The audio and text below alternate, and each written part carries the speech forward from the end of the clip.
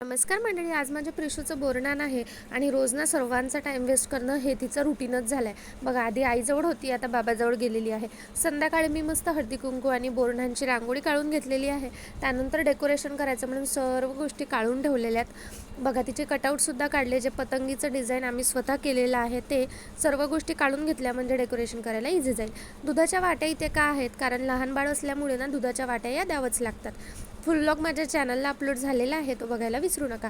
हळदी कुंकू काढला, आरतीचं ताट वगैरे काढलेलं आहे आणि बघा डेकोरेशन सिम्पल पण छान असं डेकोरेशन केलं आहे. पतंगीच्या आकारामध्येच मला डेकोरेशन करायचं होतं म्हणून तसंच करायचा प्रयत्न केलेला आहे.